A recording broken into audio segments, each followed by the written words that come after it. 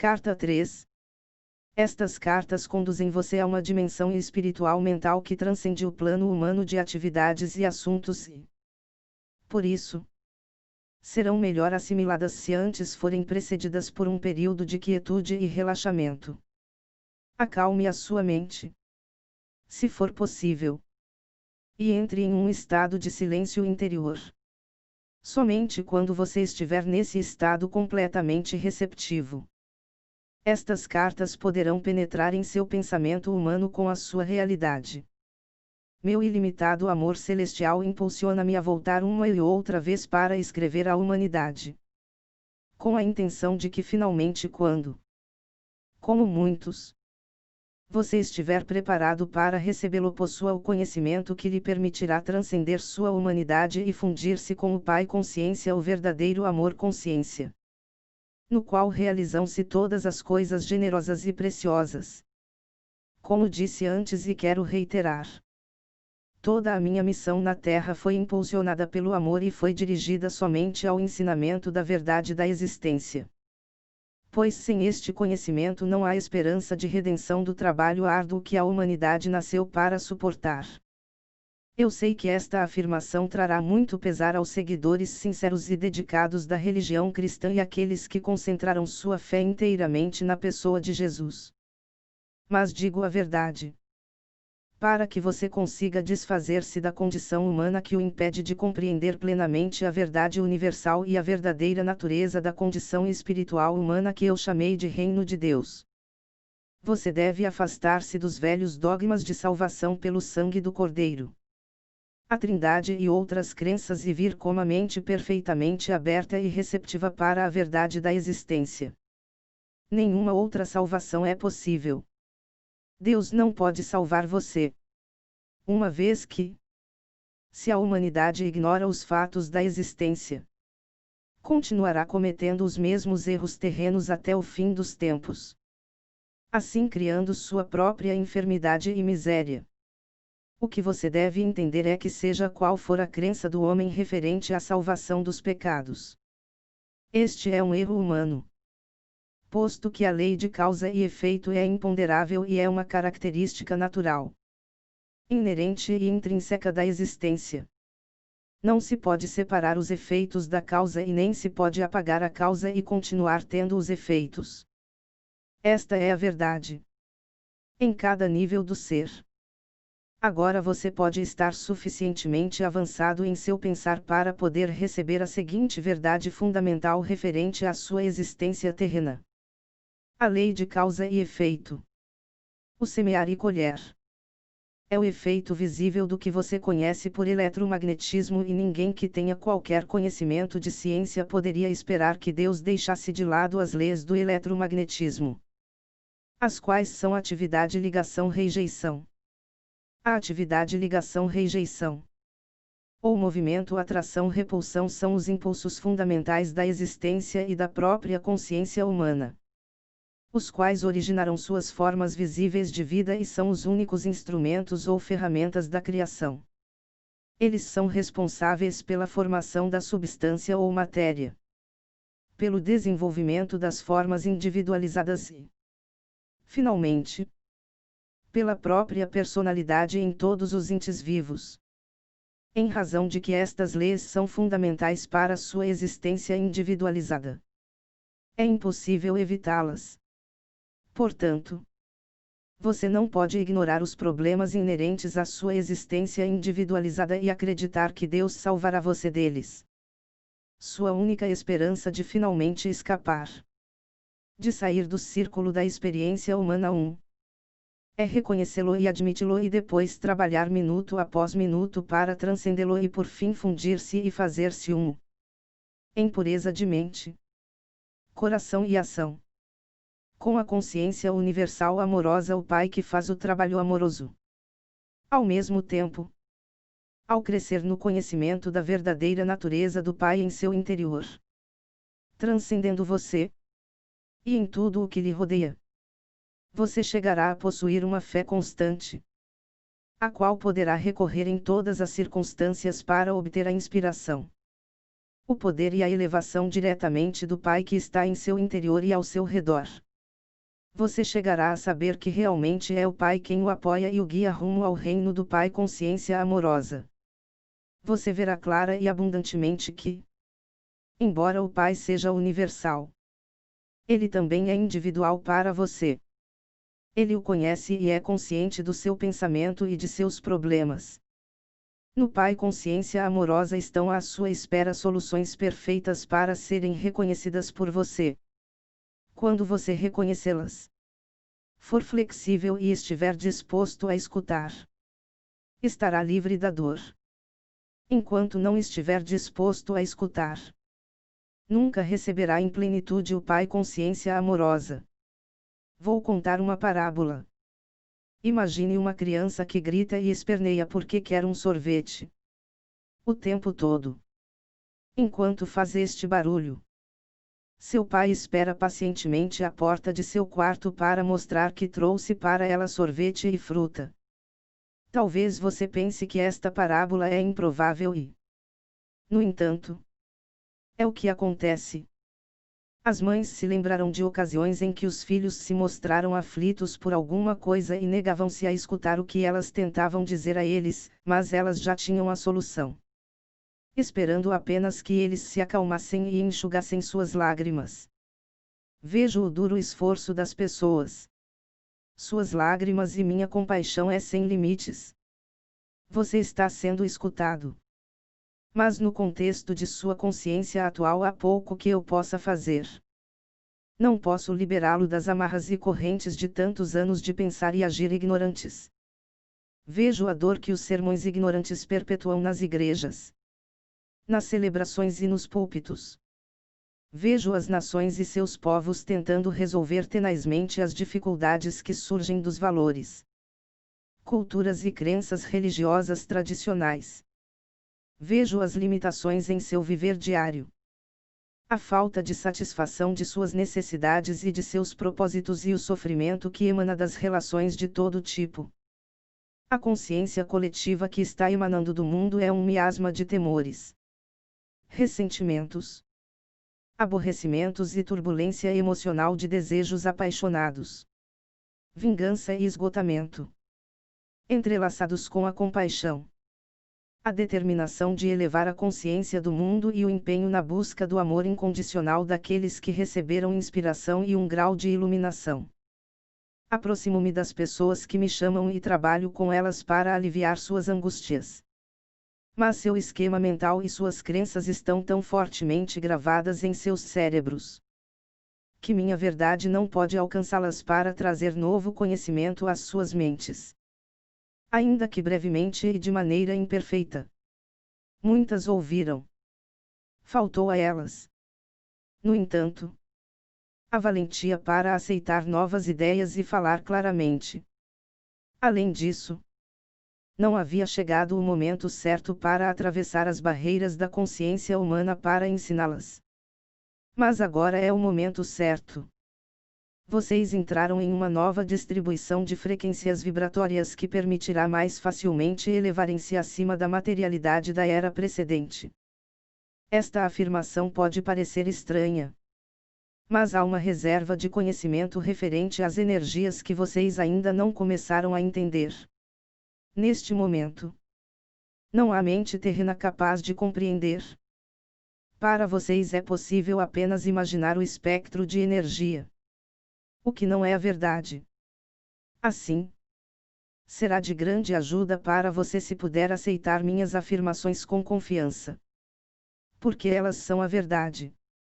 Você está entrando em novas frequências de vibração pertencentes à consciência humana, que permitirão que siga adiante no desenvolvimento espiritual mental que descrevi na carta 1. Como me afastei um pouco do assunto, devo agora reiterar. Você não pode escapar das leis fundamentais da existência no que se refere ao seu pensar e sentir. Semear e colher. Do mesmo modo que não pode escapar das leis do eletromagnetismo em seu mundo material. Pois o eletromagnetismo é o impulso que produz a lei do semear e colher. Do mesmo modo que o eletromagnetismo produz a forma dentro do campo fundamental das partículas de energia. É, assim, Não é possível continuar acreditando no dogma cristão e ao mesmo tempo tentar seguir estas cartas. O dogma referente à salvação por minha morte na cruz. A Trindade. A ressurreição física da morte. O uso do incenso e outras formas estabelecidas de oração são errôneas e os fatos que agora estão sendo apresentados nestas cartas são a verdade. O dogma e os ornamentos sacramentais são o que se poderia chamar de pretextos para ganhar sua atenção e lealdade. Mas obscurecem a verdade de meus ensinamentos. Portanto, estas cartas tinham que ser escritas. A única maneira pela qual eu poderia atingir o mundo. Neste momento em que ele está pronto para entrar em uma nova distribuição mental emocional. Era usando uma mente receptiva, obediente e preparada para receber a instrução e fazer o trabalho manual por mim. Estas cartas oferecem o único meio pelo qual as pessoas encontrarão o caminho rumo à dimensão espiritual na qual todo o erro humano se dissolve e somente resta o amor. Qualquer outra coisa que possa ser dita é puramente racionalização e razão humanas e estas não são a verdade. As pessoas estão buscando novas formas de solucionar velhos problemas. Particularmente na América.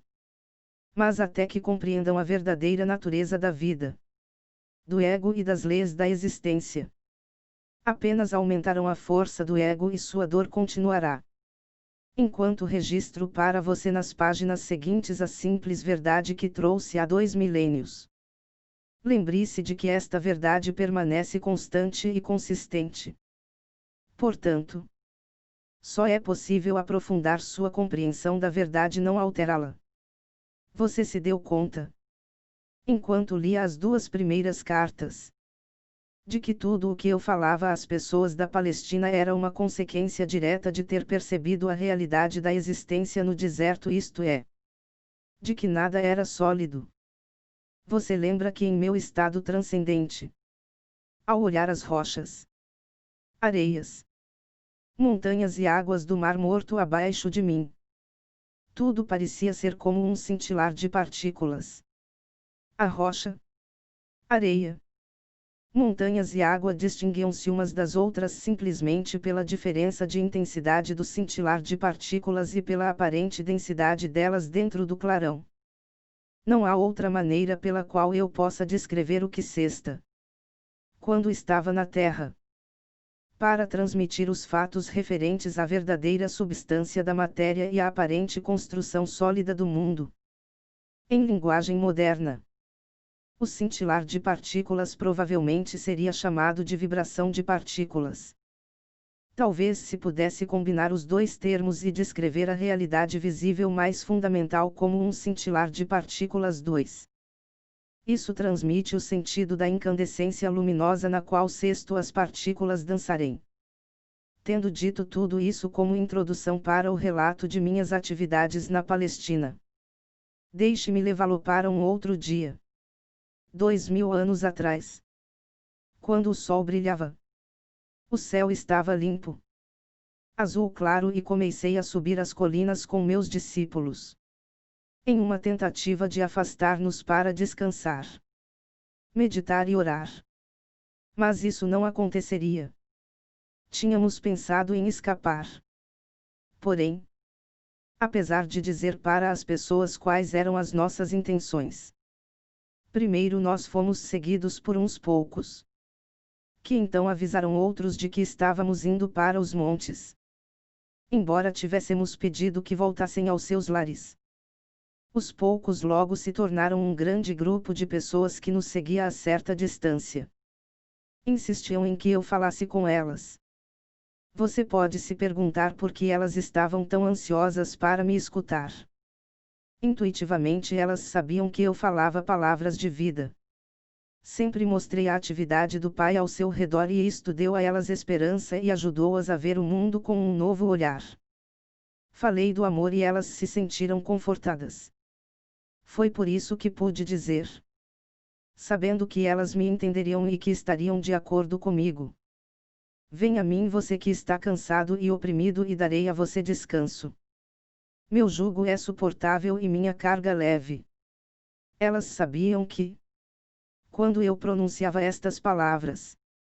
O que fazia com frequência? Estava comparando as regras e leis dos líderes judeus com a verdade que estava apresentando ao povo. Então, quando as pessoas me suplicaram que ensinasse, o que poderia fazer se não sentar-me sobre uma rocha logo acima delas e ensinar? Decidi que se elas tinham vindo de tão longe para ouvir-me, escutariam algo que recordariam e possivelmente falariam disso durante a vida toda. Eu sabia que, apesar de tudo o que tinha dito a elas acerca do Pai e o Pai amor, ainda tinham medo de que Deus as rejeitasse. Embora eu tenha tentado ajudá-las a compreender que o Pai de quem falava não era o Deus personalizado que elas adoravam, sabia muito bem que estavam confusas. Mesmo tendo dito uma e outra vez que o Pai estava em seu interior, continuavam preocupadas sobre receber um castigo vindo do alto por acreditarem em minhas palavras. O que deveria ensinar naquele dia? Perguntei ao Pai. Então observei as cabras e as ovelhas que estavam pastando na colina sob o vigilante cuidado de seu pastor, e a mensagem para esse dia me veio ao espírito. Levantei-me e falei para que se ouvisse minha voz até o fim da multidão. Vejam estas ovelhas e cabras pastando nas colinas. As ovelhas estão num lugar e as cabras em outro. Observem as ovelhas. São pacientes e pacíficas entre si. Mesmo quando estão apertadas num canto do curral, pastam tranquilamente. Nunca reclamam o terreno que não é seu. Deixam o pasto curto, mas não o estragam, o que permite que a grama se recupere depois de passarem por cima dela. E o que é mais importante? Escutam a voz do seu pastor. Portanto, ele cuida bem delas. Ele as guia para os melhores pastos e dorme junto a elas durante a noite, para que não sejam atacadas por cães e ladrões. Agora olhem as cabras. Como brigam e saltam sobre as pedras e entram em lugares difíceis ou perigosos. Devoram as sarças e a folhagem das árvores. Elas são espoliadoras.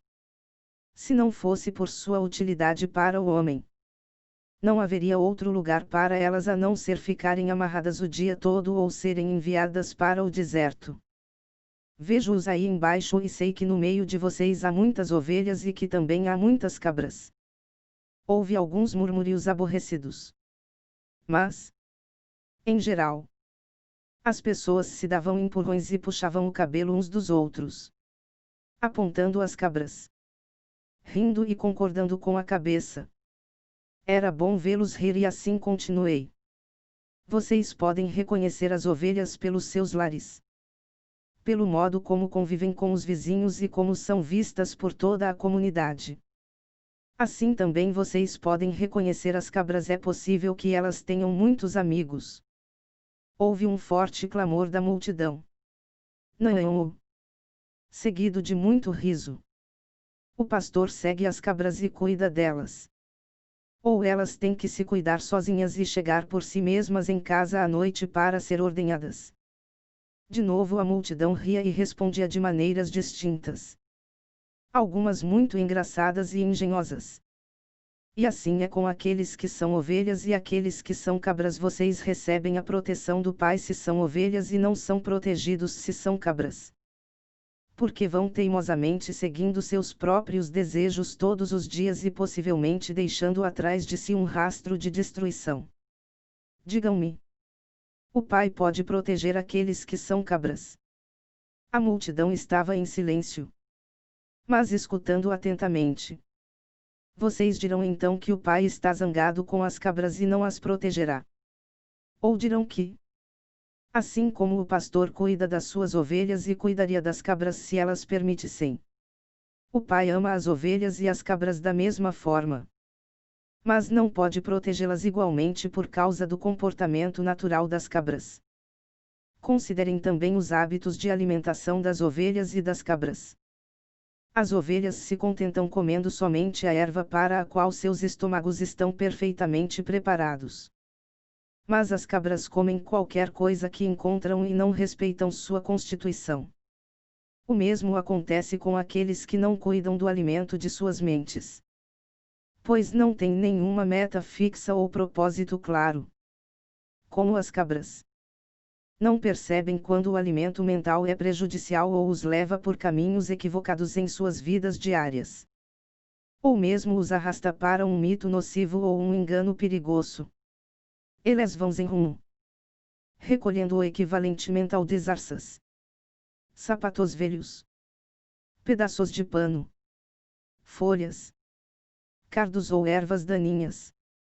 Porque falta a eles bom senso. Um homem perguntou: Mestre, e se uma pessoa é uma ovelha? Comete um erro e se vê numa confusão, o pai a abandonará? Respondi com outra pergunta: o que faz o pastor se uma de suas ovelhas cai num buraco? Ou escorrega por um barranco? Ou se vê aprisionada nas sarças? Eu digo: o pastor deixa o rebanho e rapidamente vai buscar a ovelha perdida e não a abandonará até que a traga de volta sã e salva. Assim acontece com o pai. Nenhuma ovelha pode evitar enganar-se de uma ou outra maneira, mas não duvide de que o pai logo atenderá ao seu balido e a resgatará. E se uma cabra começar a comportar-se como uma ovelha e atender à voz do pastor, então ela também estará sob a proteção do pastor e será cuidada da mesma maneira que as ovelhas. Assim é com vocês e o reino do céu, o reino de Deus. Várias vozes elevaram-se, pedindo-me que ensinasse o significado do reino de Deus. O que estou dizendo a vocês não é o mesmo que ouviram de qualquer outro profeta em qualquer tempo. Não tente me entender o que digo pensando no que disseram seus mestres. Eles podem somente repetir o que está nas Escrituras e não possuem nenhum conhecimento pessoal do reino de Deus ou do céu. Deus não está contido em nenhum lugar, mas está em todas as partes. Como estão os céus e o ar sobre vocês? A Santa Palavra pronunciou a verdade quando disse: em Deus você vive, se move e tem o seu ser. Pois o reino de Deus está acima, ao redor e também dentro de vocês, e vocês podem entrar no reino de Deus. As pessoas exclamavam com impaciência: mas o que é isso? É um estado de mente e de coração no qual você está plenamente possuído por Deus, seu Pai. Quando você está nesse estado, o Pai é a cabeça de seu corpo e dirige tudo o que você faz e toda a sua vida. Algumas pessoas resmungavam: como isso é possível? É possível estar tão vazio do eu, de desejos egoístas, inimizades, raivas, ciúmes, cobiça, de desejos de vingança, que somente Deus fique no controle de sua mente e de seu coração. E depois? O que acontece? Perguntou uma mulher. Então você entra no estado de ser que é dirigido por Deus. Isto é totalmente belo e glorioso. É amor. É generosidade. É cuidar dos demais como cuida de si mesmo. É não julgar. Pois você aceita os outros tal como são, sabendo que também são filhos de Deus e que estão igualmente sob o cuidado do Pai. É felicidade sem medida, impossível de descrever. É sentir alegria pela beleza do mundo. É vida sem limite e energia aumentada. É saúde e é a satisfação de cada uma de suas necessidades mesmo antes de tê-las. Porque os rabinos não nos contam estas coisas? Diziam várias pessoas reclamando. Porque só eu sei o Pai. Somente eu sei como se fizeram o mundo e as leis da existência. E porque eu sei todas estas coisas, vocês podem vir a mim e perguntar-me e eu revelarei tudo o que me foi dado. Digo a verdade àqueles de vocês que creem, compreendem e buscam colocar minha palavra em prática, a cada dia serão salvos da atribulação que a humanidade suporta. Vocês sofrem porque não entendem como foram criados e os verdadeiros propósitos para o qual nasceram. Vocês nasceram para serem filhos e herdeiros do Pai. Mas vocês viram as costas a toda a glória do reino e tentam encontrar prazer nas coisas terrenas. Enquanto fizerem isto, nunca encontrarão o reino de Deus. Não entrarão no reino dos céus. Como entraremos no reino? Eu já disse. Vocês entrarão no reino dos céus quando se arrependerem de tudo o que vocês são em seus corações e mentes. Quando vocês levarem sua maldade ao Pai e pedirem perdão e força para serem limpos de seus pensamentos, palavras e atos malignos e finalmente os abandonem todos, então poderão ter certeza de que estarão prestes a encontrarem o reino dos céus. Quando alcançarem isso, perceberão que sua atitude para com os outros estará mudando. Pois o Pai estará fazendo seu trabalho amoroso em seu interior. Vocês estarão livres das correntes e amarras dos desejos e atos malignos que antes os aprisionavam e os faziam cativos no mundo. Mais do que isso, compreenderão que o Pai satisfaz todas as suas necessidades. Uma mulher exclamou: Mestre, tenho uma necessidade agora mesmo. Tenho fome. As pessoas rirão. Mas então várias vozes unirão-se à sua, dizendo: Estamos com você há muitas horas. Nos fez andar e andar antes de consentir em nos ensinar. Nós demonstramos que somos boas ovelhas. Não nos ajudará a saciar nossa fome. Percebi que diziam a verdade e senti uma profunda compaixão para com elas. Tinham me seguido não só para que as curasse, mas também porque tinham o anseio de saber a verdade como tinha sido me dada pelo Pai. Eu tinha dito que o Pai satisfazia todas as suas necessidades. Esta seria uma oportunidade para mostrar o poder da fé e o poder que é Deus. Mostraria a elas que nada é impossível quando verdadeiramente se acredita como eu acreditava e percebia. Chamei meus discípulos e pedi que procurassem alguém entre os presentes que tivesse alimento. Encontraram uma criança com pão e peixes e os trouxeram até mim. Afastei-me um pouco da multidão e tranquilamente contemplei o pão e os peixes, sabendo que não eram nada mais do que a mente poderosa de Deus, a substância de toda a matéria tornada visível. Sabia que a mente poderosa de Deus era ilimitada e poderosamente ativa dentro de minha consciência. Sabia que a natureza do Pai era a satisfação das necessidades. Enquanto abençoava o alimento, sentia o poder fluir totalmente pela minha mente, corpo e mãos e sabia que a fome daquelas pessoas seria saciada. Não sabia de que maneira. Simplesmente sabia que seria. Depois levei as cestas de comida e disse aos discípulos que dividissem o alimento ali contido. Sentindo com absoluta certeza que todos ali teriam tanta comida quanto necessitassem.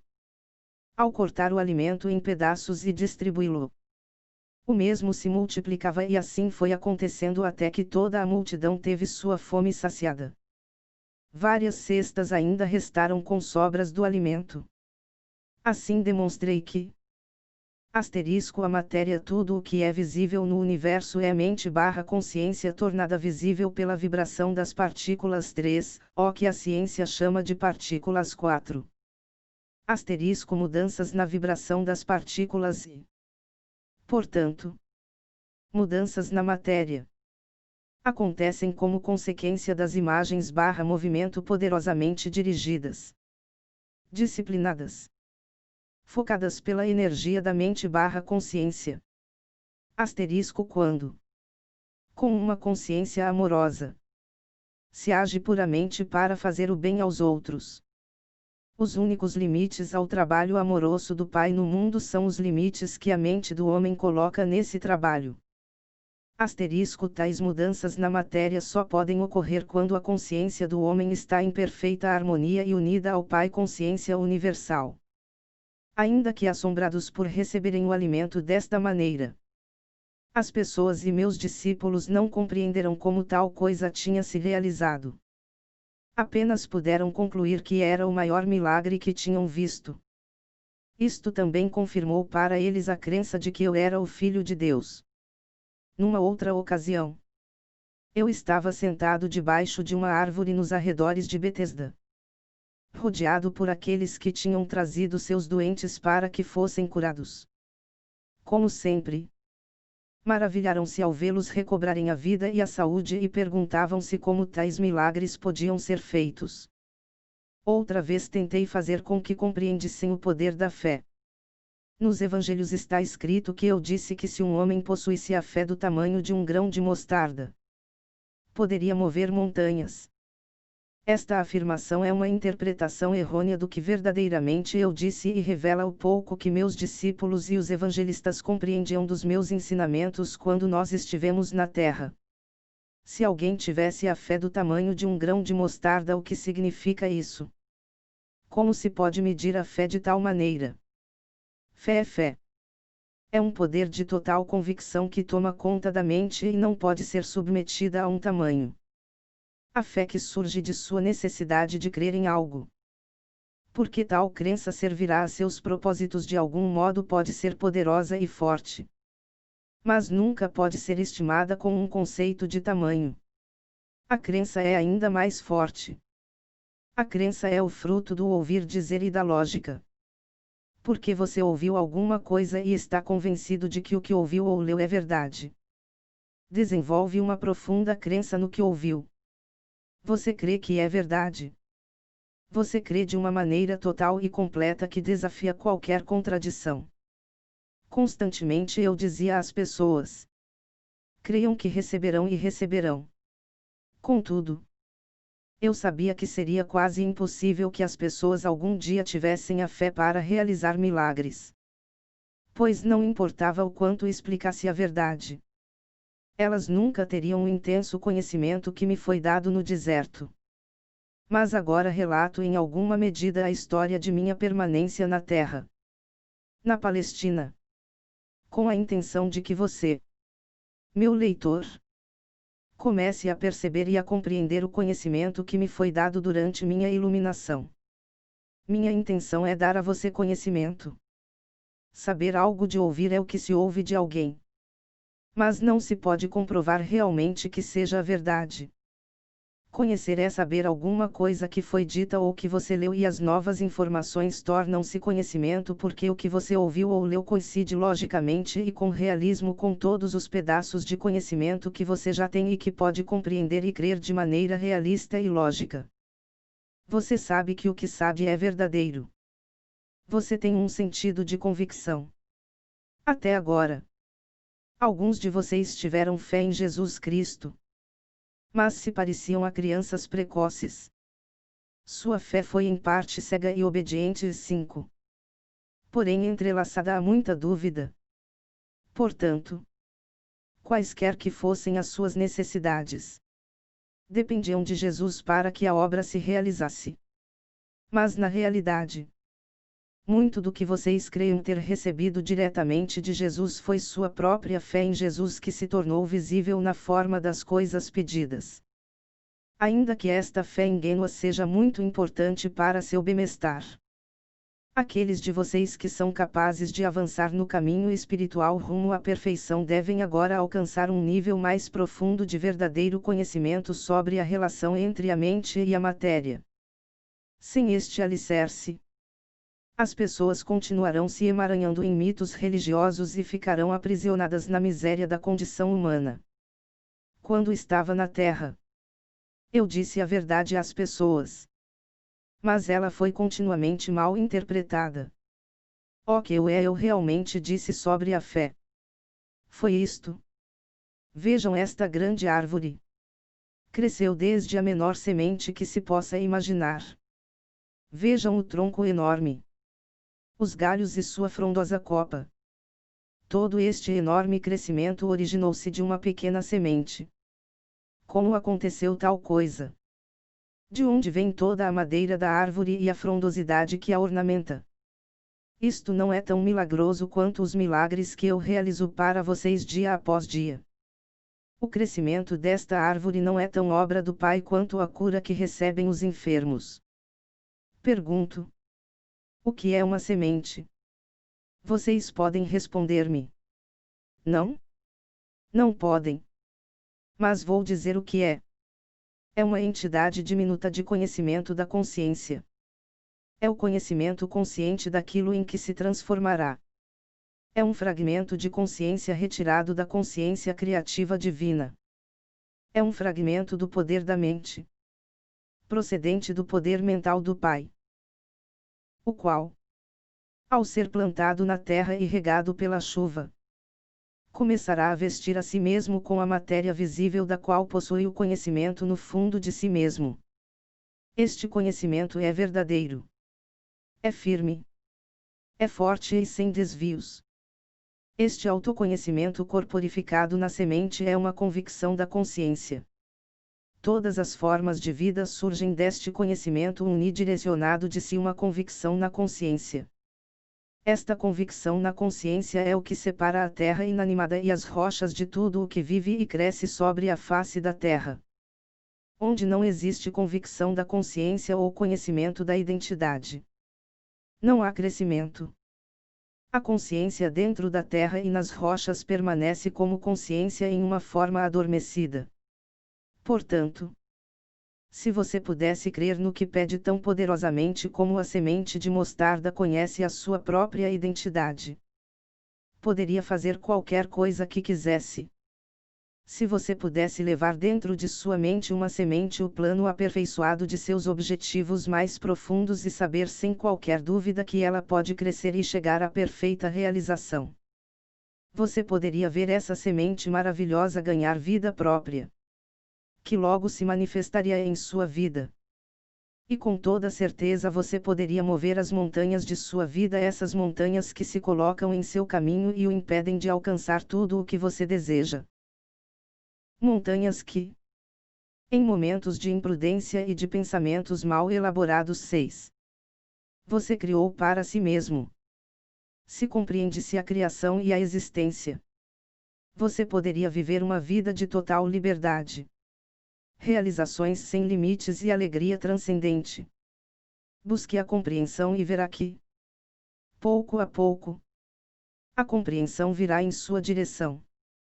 Bata à porta do universo que dá acesso a Deus o Pai, consciência universal, e finalmente você verá a porta se abrir e você terá acesso aos segredos do mundo. Apenas creia e você receberá. Eu também recordava isso a eles a todo momento.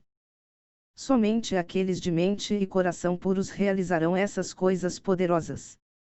Os malvados podem prosperar durante um tempo, como o fizeram os reis e os exércitos saqueadores e outros que amontoaram a iniquidade em suas mentes. Foi permitido a eles fazer seu trabalho durante um tempo. Pois da maldade surge um certo bem, mas no final fracassarão e o resto do mundo dirá injúrias contra seus nomes. Então, se você quer ter sucesso, examine suas motivações.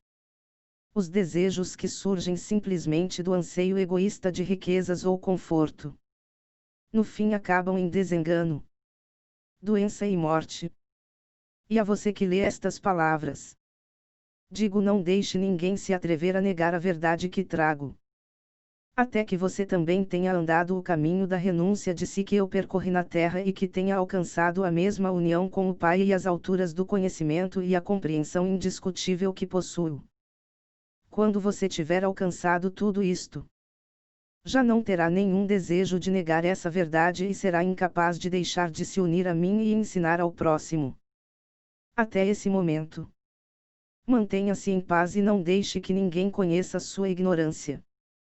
No mundo inteiro as pessoas frequentemente acolhem meus ensinamentos com prazer, por serem da mais alta moral e por serem os princípios mais perfeitamente formulados para o bom comportamento e viver diário.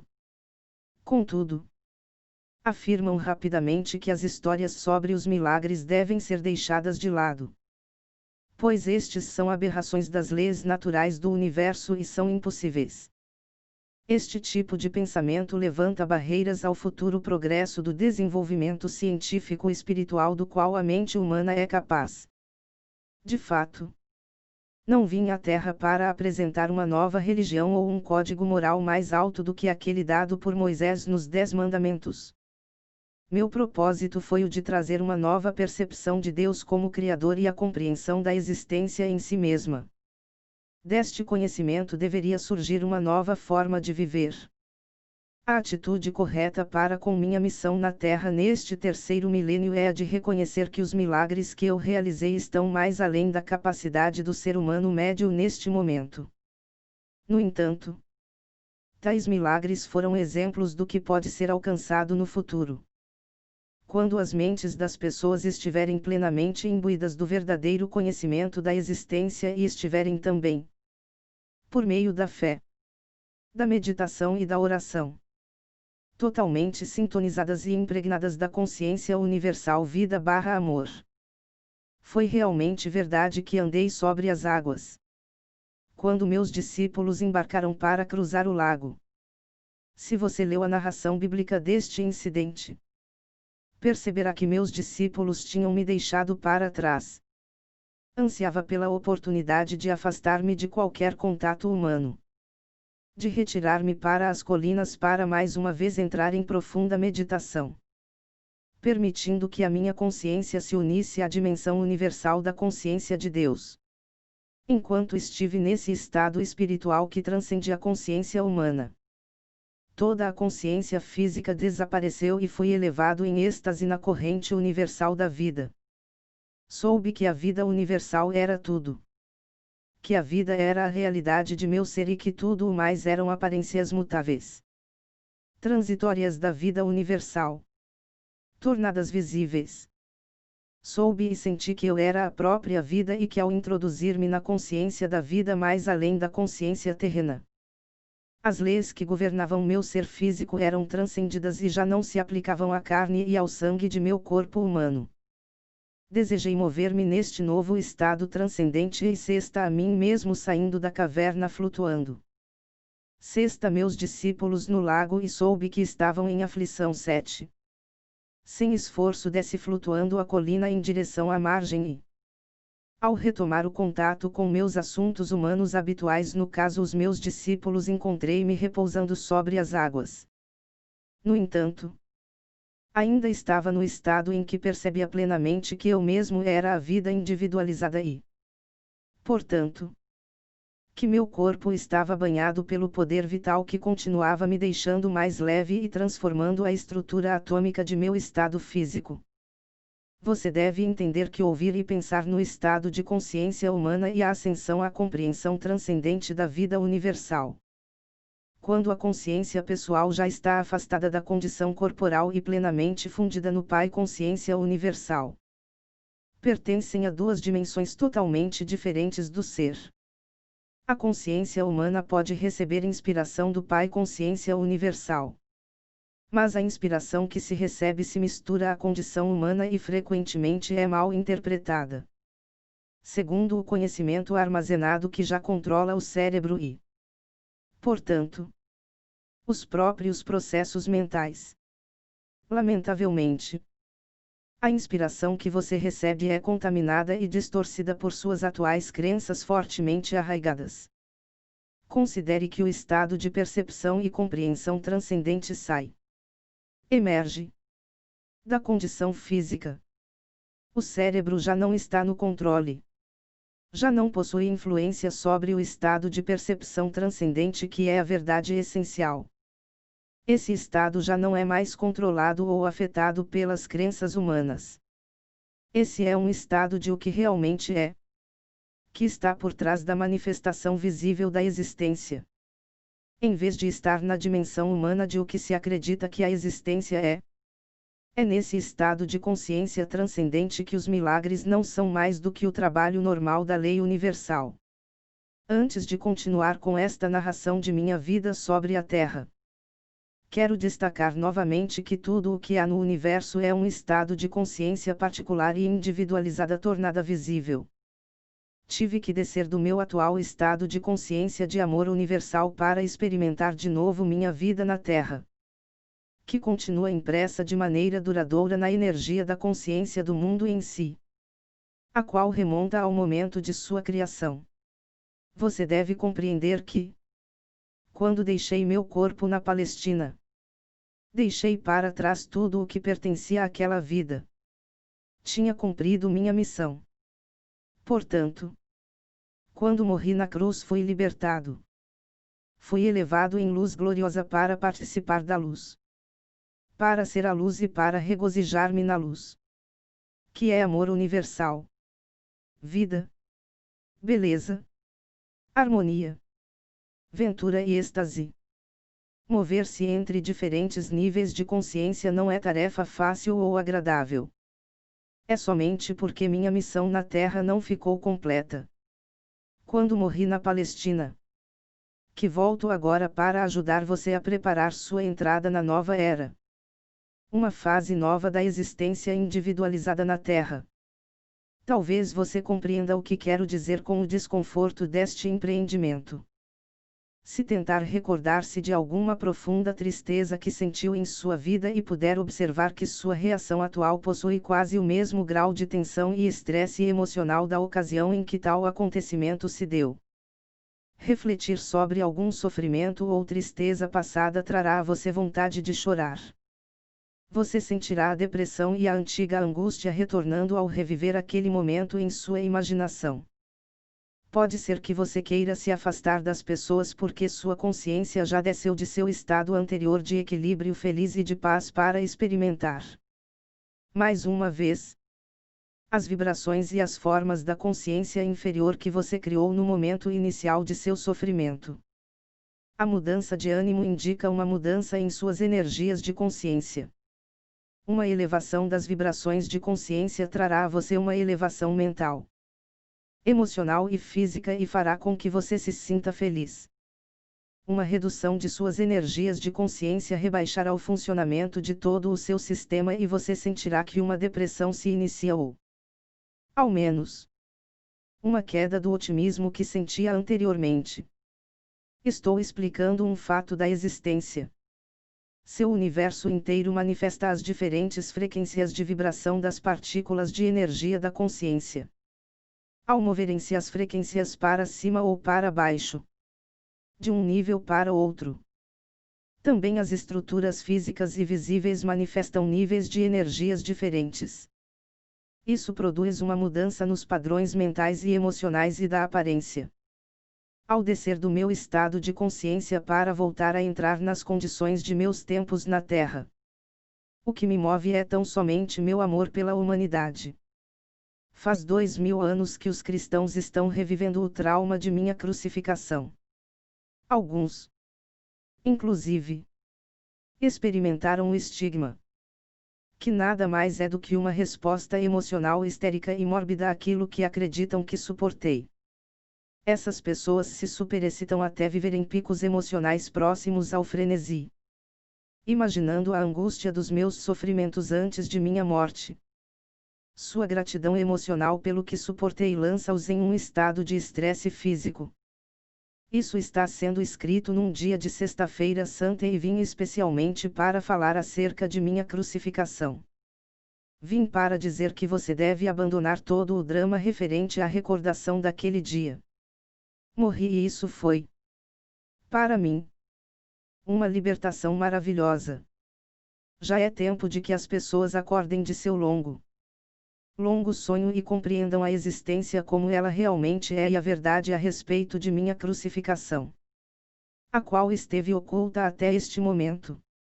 Na Sexta-feira Santa, ano após ano através dos séculos, pelo mundo todo, foi criado um estado de ser de consciência traumática e contaminada. Este estado está tão longe da dimensão espiritual da consciência criativa universal quanto o inferno está distante do céu. Agora escolhi reviver minha vida sobre a terra no personagem de Jesus através da mente de alguém que recebe minhas palavras. Isto tem como finalidade ajudar o mundo a avançar rumo a uma nova fase de desenvolvimento espiritual/mental. Por isso, peço àqueles que possam receber minhas palavras que abandonem esta prática de recordar minha morte e de exercitar a abnegação física durante o jejum da Quaresma para recordar meus 40 dias no deserto. Como você pode perceber pelo que digo, meus dias no deserto foram de grande felicidade e bem-aventurança espiritual. Muitos acontecimentos de grande significado espiritual ocorreram justamente antes de minha morte. Eles são exemplos magníficos das grandes leis cósmicas em ação dentro de sua dimensão de existência. Agora estou lhe dando uma breve narrativa desses acontecimentos importantes. Meu propósito é o de iluminar completamente sua mente e dar conhecimento mais além de qualquer conhecimento recebido por qualquer outra pessoa em seu universo. Quando comecei a preparar os meus discípulos para a minha morte que se aproximava, tive uma tarefa terrivelmente difícil. Custava muito a eles conter o choque e o assombro. Pensar que eu seria crucificado como um criminoso comum era repugnante, inexprimível e, além disso, não queriam me perder de vista. Tinha-os chamado para seguir-me e abandonar suas vidas, as quais tinham sido bastante prósperas. Tinham abandonado suas famílias e seus lares para refazer suas vidas ao meu lado e de meu trabalho. Tinham se orgulhado de meu caminhar pelas cidades. Tinham estado dispostos a juntar-se a mim e eram conhecidos como meus discípulos. Apesar da rejeição e a dura crítica dos líderes religiosos. E mais ainda, amavam-me e respeitavam-me tanto pela forma como eu vivia meus próprios ensinamentos como pela maneira como curava tantas pessoas com compaixão e pelo consolo que trazia às suas vidas desventuradas. Acreditavam verdadeiramente que eu era o Filho de Deus. Como o Filho de Deus podia acabar na cruz? Perguntavam-se. Aumentava o espanto com cada pergunta. Era impensável. Sentiam que um tremendo vazio se abria diante de suas vidas. Uma enorme cratera na terra onde pisavam e uma vasta extensão de instabilidade e de falta de propósito dentro deles mesmos. Não se atreviam a contemplar a minha futura crucificação da qual eu falava. Tal acontecimento destruiria tudo aquilo em que tinham acreditado com todo o seu coração. Desta maneira, meus discípulos resistiam muito fortemente ao que eu tentava dizer e afirmavam repetidamente que tal coisa nunca poderia ocorrer.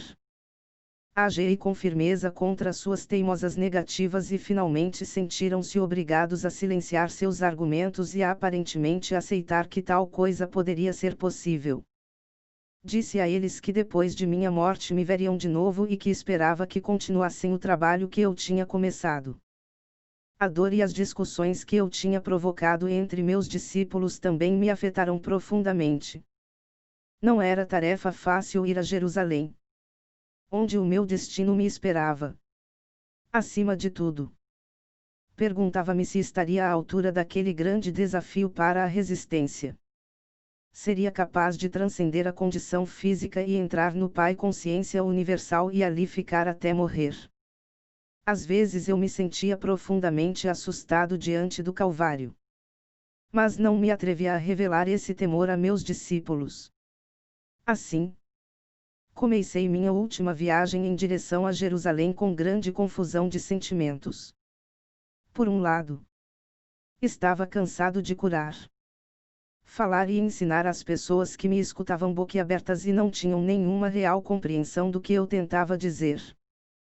Tinha pensado que meu conhecimento tornaria as pessoas capazes de sair de sua miséria e, pelo menos, estabelecer contato com o Pai e obter um vislumbre do reino dos céus. Não havia nenhuma evidência de tal despertar espiritual nem mesmo entre meus discípulos.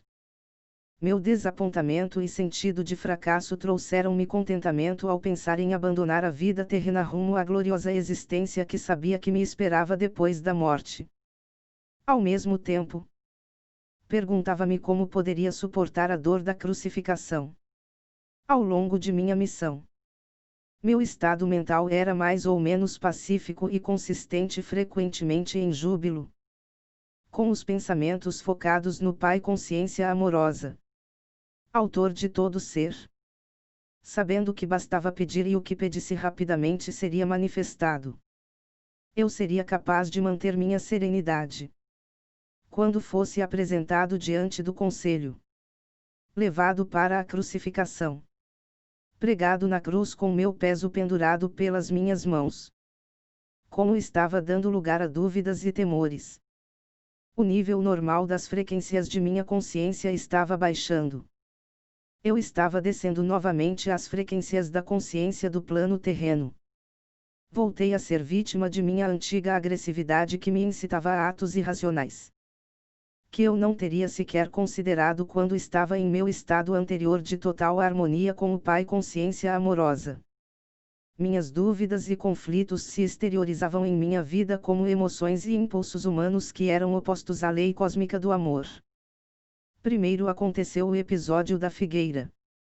Tinha fome e fui em direção à árvore, não esperando verdadeiramente encontrar frutas porque não era a estação de figos. Ao ver que a busca era infrutífera, amaldiçoei a figueira. 24 horas depois, ela havia murchado até as raízes. Foi uma experiência chocante. Era a primeira vez que minhas palavras tinham causado dano a algo. Contudo, mostrou claramente a meus discípulos o poder do pensamento para o bem ou para o mal. Demonstrou que quanto mais espiritualmente evoluída é uma pessoa, maior é o impacto de suas palavras no meio ambiente. Aproveitei a oportunidade para explicar aos meus discípulos que eu tinha me comportado de maneira irrefletida, como o faz a maioria dos homens e mulheres que, tendo grandes expectativas, não consegue o que quer. Essas pessoas costumam reagir com raiva, lágrimas e até com palavras fortes que podem ou não significar um desejar mal ou maldizer a pessoa que tenha negado o que eles desejavam. Eles já tinham visto por eles mesmos o que a minha maldição tinha causado à figueira.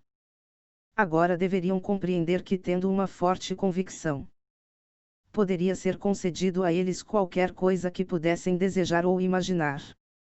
Mas também deveriam estar constantemente conscientes de sua própria condição mental e emocional.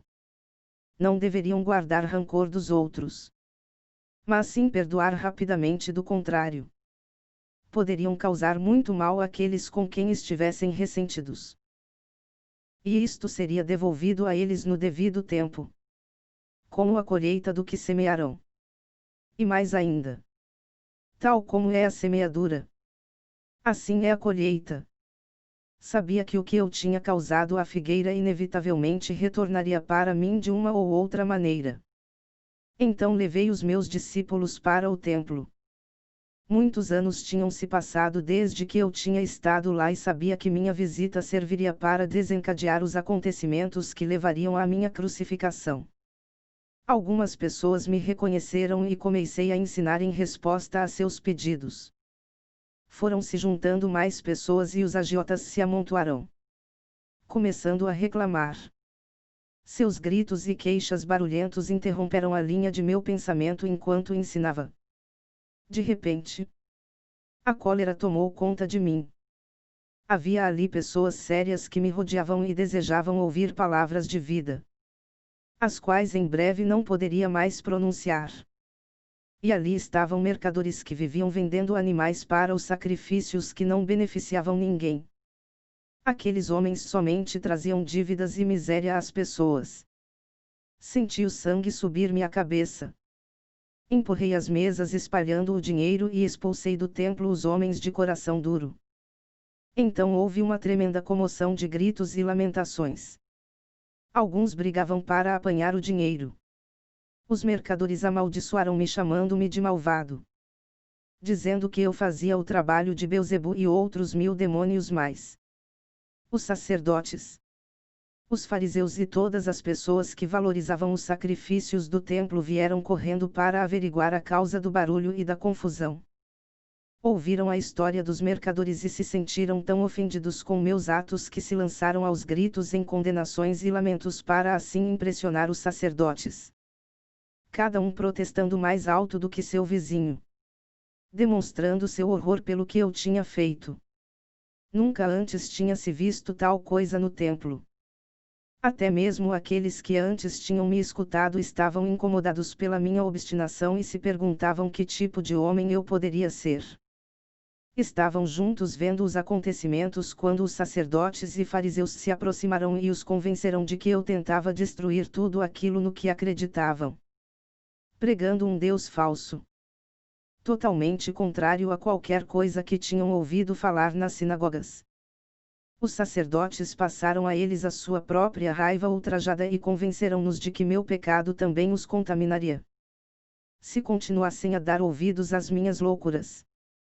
Aos poucos, as pessoas se convenceram de que eu era uma má influência e que deveriam afastar-me do caminho antes que eu pudesse transtornar a paz do país e atrair a ira do governador romano sobre toda a Palestina. Meus discípulos, envergonhados pelo que eu tinha feito, sigilosamente deixaram o lugar e esconderam-se entre as ruelas a alguma distância do templo. Quando mais tarde regressaram para onde eu estava, demonstraram claramente que estavam profundamente incomodados com meus atos. Perguntavam-se se eu tinha perdido o juízo, ou se tinha ficado louco profetizando minha morte e depois fazendo aquelas coisas que provavelmente a provocariam. Foi nesse momento que Judas, aquele que nunca havia abandonado verdadeiramente suas crenças judaicas, começou a duvidar de que eu fosse verdadeiramente o Messias. Fazia 3 anos que eu ensinava ao povo e não se via nenhum sinal de que o domínio romano se enfraquecia. 3 anos e as pessoas não estavam mais perto da felicidade que eu havia prometido. E agora parecia que estava a ponto de converter-me num perturbador da paz, fazendo cair a ira de Roma sobre suas cabeças. Judas ficou sabendo que o sumo sacerdote judeu queria se desfazer de mim e então ofereceu seus serviços para me identificar. Quando assim fosse pedido. Quando foi a hora de celebrar a Páscoa com meus discípulos, organizei uma ceia com todos reunidos num grande salão. Sabia que aquela era a última vez que comeria na terra. Não desejo voltar profundamente à consciência daquela noite.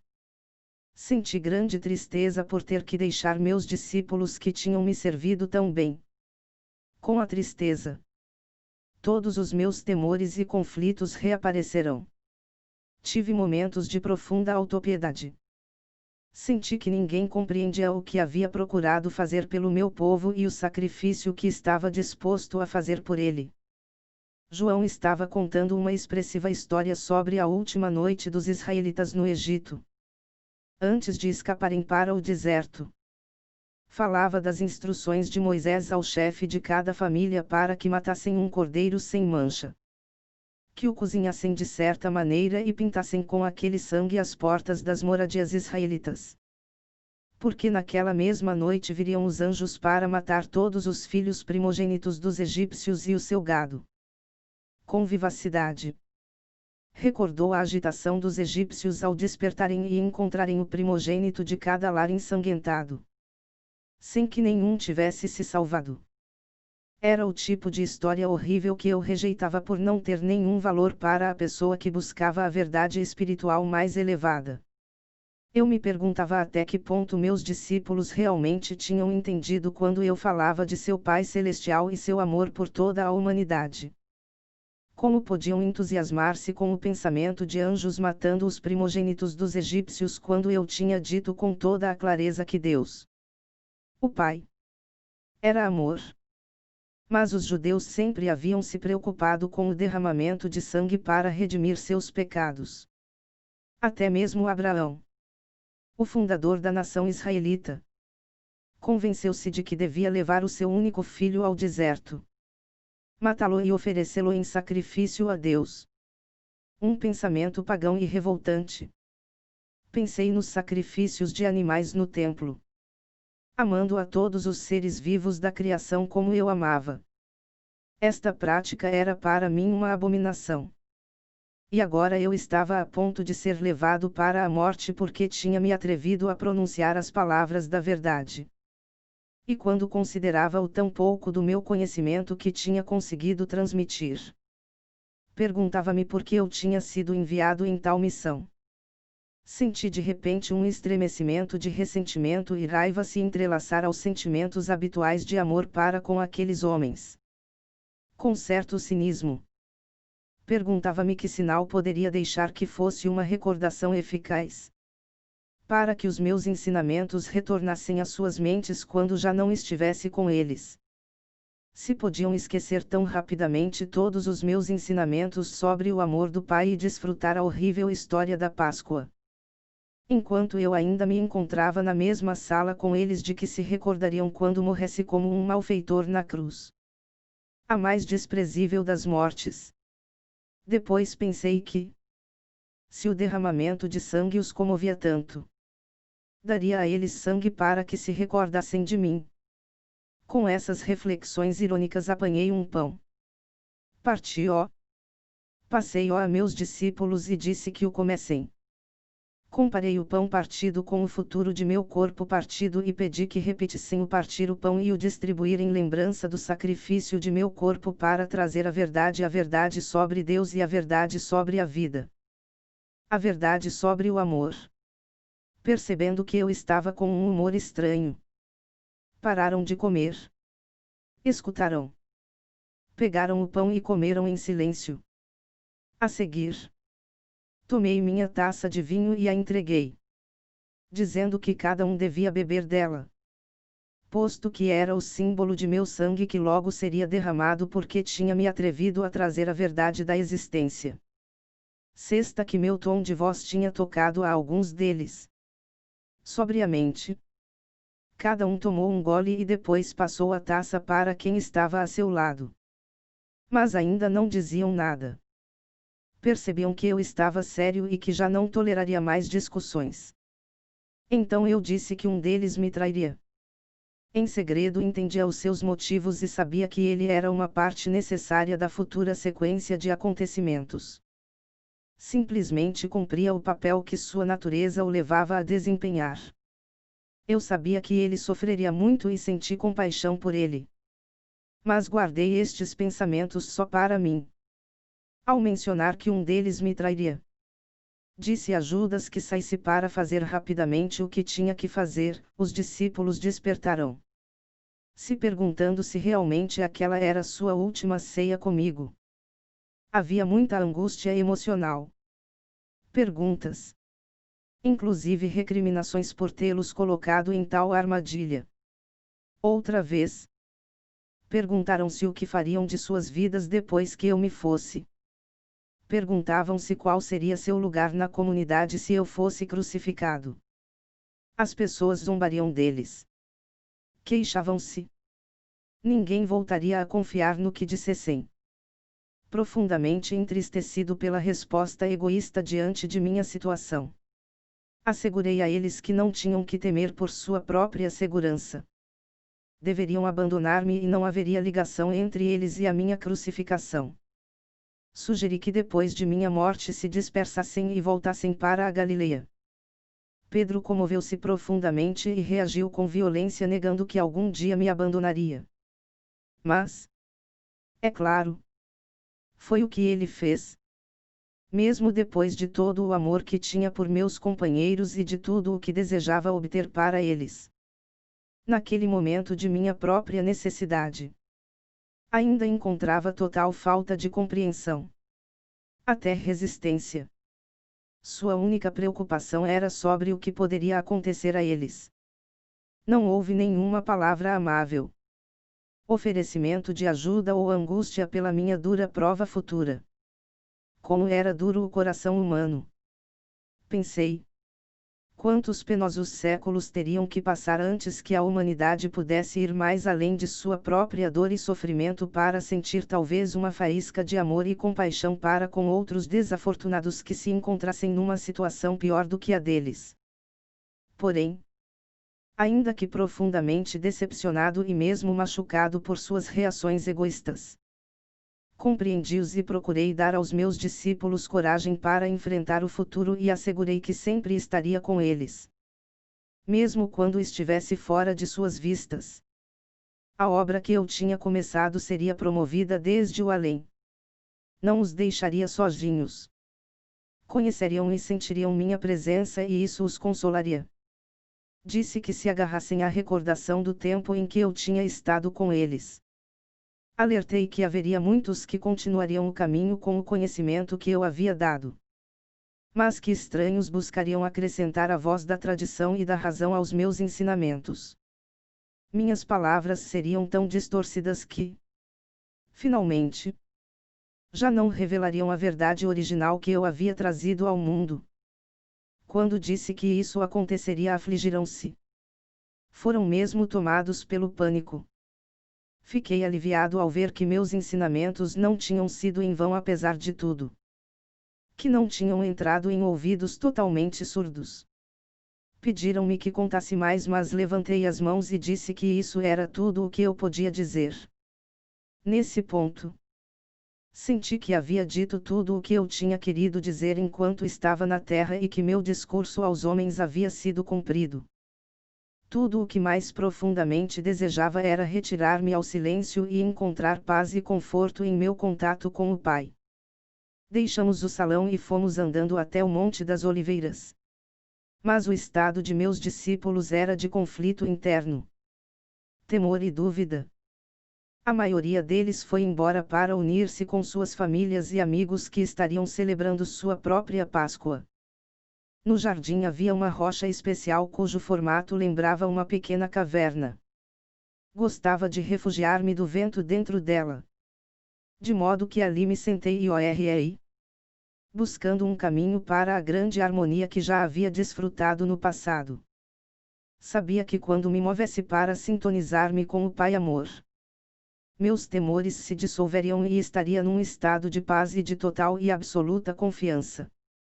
À medida que senti o poder do amor entrar em mim e tomar posse de minha consciência humana, assim também a força para suportar o que viria sobre mim tomou conta do meu coração.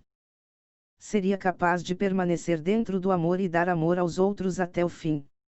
E assim foi. Nem sequer tentarei voltar a entrar no estado do julgamento e da crucificação. Isso não tem importância. Quando finalmente morri na cruz e meu espírito retirou-se de meu corpo torturado, fui elevado dentro de uma luz radiante e indescritível. Fui envolvido no calor e no consolo do amor, tal como nunca antes tinha experimentado. Tinha uma sensação de envolvente louvor. Uma poderosa certeza de ter feito um bom trabalho. De êxtase na força universal para continuar a obra e de uma alegria e encantamento que está muito além de qualquer coisa que a condição terrena possa conhecer. Entrei numa nova e maravilhosamente bela forma de viver. Mas permaneci descendente em consciência para manter-me em contato com as pessoas que tinha deixado para trás. Pude mostrar-me àqueles que eram suficientemente sensíveis para ver-me. No entanto, a história de que Tomás supostamente colocou os dedos em minhas feridas é um disparate. Meus discípulos não sabiam que eu tinha combinado secretamente com José de Arimateia que, depois de minha morte, ele levasse meu corpo para o seu próprio túmulo ainda sem uso, onde então seria ungido segundo o costume, antes do pôr do sol.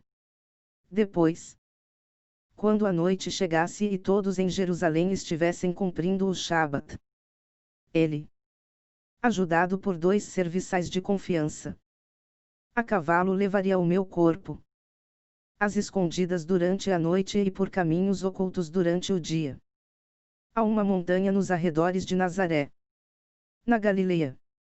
Ali, seguindo minhas instruções e ajudado por minha família, encontraria uma pequena gruta oculta que tinha me dado refúgio das tormentas e das pessoas quando eu era um jovem infeliz e rebelde, em disputa com o mundo todo. José prometeu-me que encontraria a gruta seguindo um mapa que eu havia dado a ele e que me deixaria ali. Depois de mais um embalsamamento. Depois reconstruiria a pequena entrada para escondê-la totalmente dos possíveis intrusos. Ali meu corpo descansou livre de incômodos. Foi dito que meu corpo ressuscitou dos mortos. Que absurda história inventada pelas mentes daqueles que não sabiam como explicar satisfatoriamente minha morte na cruz como um malfeitor. Porque eu teria necessidade de um corpo terreno para continuar a existência na outra dimensão. Como este mito ridículo pôde persistir até o século XXI?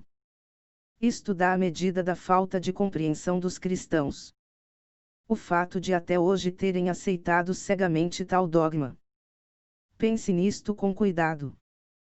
tendo sido liberado de um corpo terreno e tendo vivido a experiência de êxtase e de glorioso encantamento que é a passagem a uma dimensão superior da consciência universal. Porque eu iria querer voltar à dimensão terrena e entrar em meu corpo outra vez? Que utilidade isso teria para mim em seu mundo e no meu? Enquanto a substância física de meu corpo durante a vida na Terra poderia ser espiritualizada quando estivesse perfeitamente harmonizada com o Pai consciência amorosa. Meu corpo não seria um transtorno e impedimento para minhas viagens posteriores nos reinos espirituais superiores.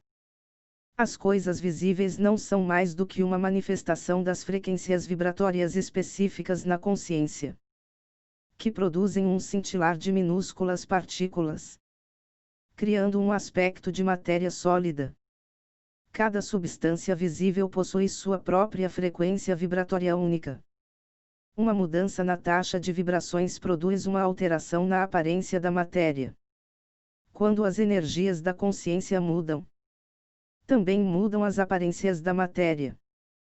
Portanto, era possível que eu me concentrasse e baixasse as frequências de minha consciência a tal ponto que minha forma se tornasse visível ao olho humano. Podia retornar aos meus discípulos e ser visto por eles. E assim o fiz. Amava-os mais do que nunca e devia a eles tanto consolo e apoio quanto era capaz de dar depois de minha morte.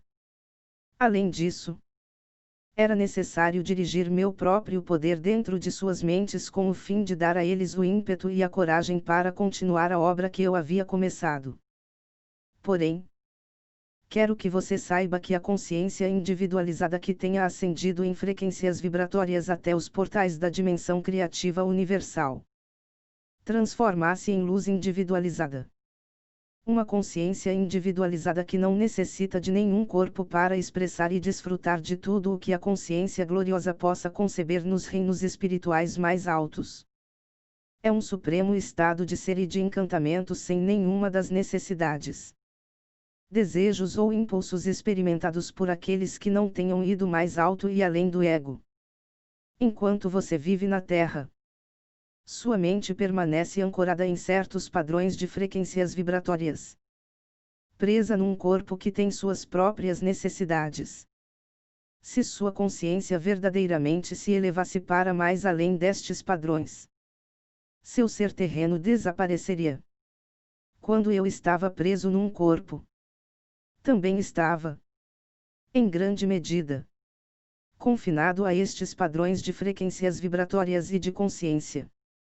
E mais, a imaginação sozinha não pode elevar-se além de suas experiências passadas e, portanto, você está confinado em seu passado, que você projeta para o seu futuro. Contudo, pouco a pouco você será guiado por aquelas mentes que são suficientemente sensíveis para entrar nas dimensões espirituais mais altas e que podem mover-se mais além dos seus atuais limites de consciência.